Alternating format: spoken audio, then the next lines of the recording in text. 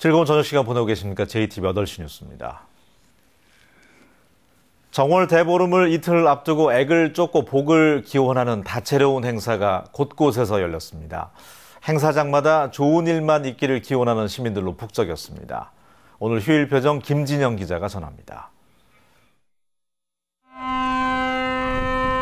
꽹과리와 장구를 앞세운 풍물놀이에 덩실덩실 어깨춤이 절로 나옵니다. 정월 대보름의 시작을 알리는 기굿 마당이 열렸습니다. 마을의 소신인 당산나무 앞에서 기굿은 절정을 이룹니다. 세차 병신 정월. 제관들은 정성스레 술을 따르고 마을의 안녕과 풍요를 기원합니다. 시민들도 소원지에 한자 한자 정성껏 써내려가며 가족의 건강과 행복을 기원하는 마음을 담아봅니다. 휴학했다가 복학하는데 올 한 해 계획한 거 다 이루게 해주시게 빌었고, 저희 가족 건강이랑 필봉이 항상 잘 되게 해달라 빌었습니다. 소망을 담은 오색년이 하늘을 화려하게 수놓습니다. 연줄을 잡은 손길에는 소망이 꼭 이루어지길 바라는 간절함이 묻어납니다. 정월 대보름을 이틀 앞두고 도내 곳곳에서 열리는 행사장마다 세시 풍속을 즐기려는 시민들로 북적였습니다. 도시에서 살다 보니까 이런 거를 볼 기회가 그렇게 흔치가 않는데, 이렇게 와서 가족들의 건강도 기원하고 애기들한테 이런 거를 보여줄 수 있는 기회가 돼서 정말 좋은 기회였던 것 같습니다. 시민들은 하루 종일 정월 대보름의 다양한 풍속을 즐기면서 저마다 소박한 꿈을 빌었습니다. JTB 뉴스 김진영입니다. 고고도 미사일 방어 체계인 사드가 군산 미 공군기지에 배치될 경우 최대 5.5km까지 전자파 피해를 볼 것으로 우려됩니다. 전라북도는 사드 레이더에서 발생하는 강력한 전자파의 경우 반경 5.5km 이내에서 주민 피해는 물론 항공기나 선박 등 전자장비 훼손이 우려된다고 밝혔습니다. 이 때문에 시민단체는 사드가 중소도시인 군산에 배치될 경우 피해가 커질 수 있다며 사드 배치를 반대하고 있습니다. 오늘 24일쯤 발표될 더불어민주당의 현역 의원 물갈이가 공천 과정의 변수가 될 것으로 보입니다. 더불어민주당 공천관리위원회는 총선에 나설 현역 의원 가운데 평가 순위가 하위 20%에 그친 의원들을 1차 컷오프 대상에 포함시킨 뒤에 24일쯤 결과를 내놓기로 했습니다. 더민주는 또 현역 의원 물갈이는 물론 전략공천의 가능성을 열어놓았지만 구체적인 선거구와 방법을 제시하지 않아서 일부 예비 후보자들의 불만을 사고 있습니다. 전라북도 농산물 판매를 늘리기 위해서는 우선 소비자들의 눈에 잘 띄도록 대형마트의 전북 농산물 전용 코너가 필요합니다.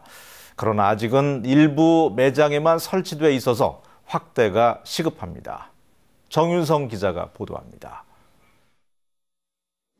전주의 한 대형마트는 농산물 매장 입구에 전북 농산물 전용관을 설치했습니다. 2014년 3월부터 과일, 채소 등 40개 품목을 판매하고 있습니다. 완주의 농민들이 재배한 농산물로 한 달 매출은 7,500만 원 수준입니다. 전북 농산물 전용 코너를 설치해 지역 농산물 구매를 유도할 수 있는 효과가 있습니다. 재래시장이나 마트에서 주로 보긴 하는데 이렇게 따로 전북 것만 모아서 또 판매하니까 더 믿고 살 수 있을 것 같아요. 전북엔 13곳의 대형마트가 전북 농산물 코너를 설치했습니다. 하지만 이마트와 홈플러스에는 전북 농산물 전용 코너가 없습니다.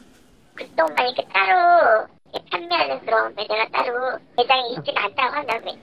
이마트 전주점의 경우에는 전북 농협이 전용관 설치를 추진하고 있고, 홈플러스 전주점은 전체 농산물의 20%를 전주 농산물로 취급하지만 따로 전북 농산물관을 운영하진 않습니다. 구매 방식이 이제 본사 집중 구매 방식이다 보니까 저희가 이제 지역에서 참여하기가 좀 어려운 부분이 있어가지고 그 부분이 이제 해결이 돼야지만 저희가 참여할 수 있는 상황이어서. 전북 농산물 전용 코너는 전북 농산물의 매출 증대는 물론 인지도를 키워 브랜드 효과로 이어지기 때문에 적극적인 입점 전략이 요구되고 있습니다. JTB 뉴스 정윤성입니다. 농민들의 부채 상환을 돕기 위해 도입된 농지 매입 사업의 농지 환매 조건이 완화됩니다. 한국농어촌공사 전북본부는 농민들의 농지를 매입했다가 7년 후에 해당 농민들에게 농지를 되팔아 경영 안정을 돕는 농지 매입 사업에 올해 317억 원을 투입할 계획이라고 밝혔습니다.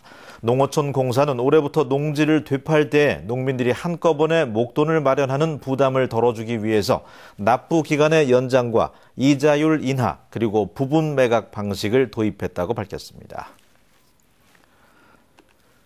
전북의 초등학교 가운데 4분의 1이 올해 신입생이 5명 이하일 정도로 학생 수가 크게 줄었습니다.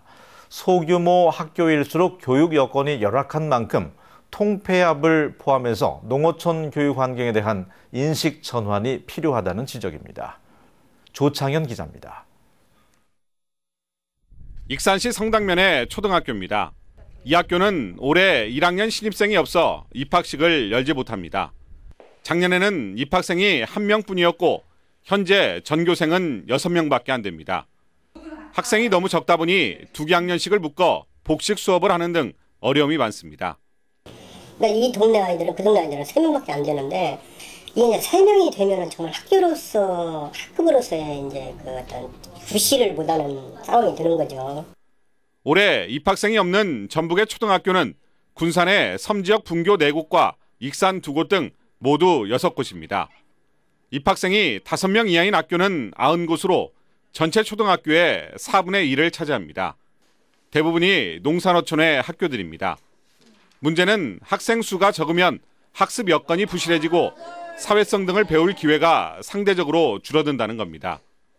학교가 농촌 공동체의 중요한 구심점 역할을 하지만 학생들의 교육을 생각하면 통폐합을 진지하게 고민해 봐야 한다는 게 교육 전문가들의 의견입니다. 교육 수요가 전혀 없는 지역은 지역과 학부모 합의 요청이 있을 때는 유연성을 발휘하여 교육의 공공성을 위해 일부 통폐합을 허용할 때가 될 것입니다. 올해 전북의 초중고 학생 수는 22만 6천 명으로 1년 전보다 무려 8천 명이 줄었고 앞으로 감소 추세는 더욱 빨라질 것으로 보입니다. 하지만 전북교육청은 통폐합 제로화만을 고집하고 있어 수요자 중심의 농산어촌 교육의 효율성을 높이기 위한 정책 방향 전환이 필요한 시점입니다. JTB 뉴스 조창인입니다. 법외 노조 판결로 교육부가 전교조 전임자의 복귀를 명령한 가운데 전교조 전북지부의 전임자 3명은 학교로 돌아가지 않기로 했습니다. 전교조 전북지부는 본부의 결정에 따라서 현재 5명의 전임자 가운데 2명은 이달 말에 복귀하고 3명은 현장에 남기 위해서 휴직 연장 신청을 하기로 했습니다. 그러나 교육부는 전교조 전임자의 휴직 신청을 받아들이지 않을 방침이어서 대량 해직 사태로 이어질 수도 있기 때문에 갈등이 커질 것으로 보입니다. 올해부터 2020년까지 5개년의 물 수요를 관리하기 위해서 오는 10월까지 용역을 실시합니다. 전라북도는 정확한 물 수요를 관리하기 위해서 물 수요 관리 종합계획 용역을 마무리한 뒤에 물 부족 사태를 점검키로 했습니다. 지난해 전라북도는 42년 만에 극심한 가뭄으로 섬진댐과 대하댐의 저수율이 6%까지 떨어져서 먹는 물 공급에 어려움을 겪었습니다. 군산항의 수질이 매우 나쁜 것으로 나타나서 수질 개선이 시급해 보입니다. 해양수산부는 군산항 인근의 수질이 나쁨 상태인 4등급을 받아서 오염이 심각한 상태라고 밝혔습니다. 해수부는 해역 수질 개선을 위해서 해역별 오염 원인 분석과 추가 정밀 조사를 실시한 뒤에 특별관리 해역으로 지정하고 연안 오염 총량 관리를 시행하는 방안을 검토하고 있습니다. 전주 완산경찰서는 오늘 오후 3시쯤 전주의 한 건물에서 55살 김모 경위가 숨진 채 발견돼 수사에 나섰습니다. 전주 완산경찰서는 어젯밤 10시쯤 김 경위와의 전화통화를 한 뒤에 연락이 끊겼다는 가족들의 말에 따라서 정확한 경위를 조사하고 있습니다. 날씨입니다. 전북은 내일 대체로 맑겠고 기온은 오늘보다 떨어져서 쌀쌀하겠습니다. 군산과 김제 등 서해안 지역은 오후부터 점차 맑겠습니다. 아침 최저기온은 영하 4도, 낮 최고기온은 5도까지 오르겠습니다.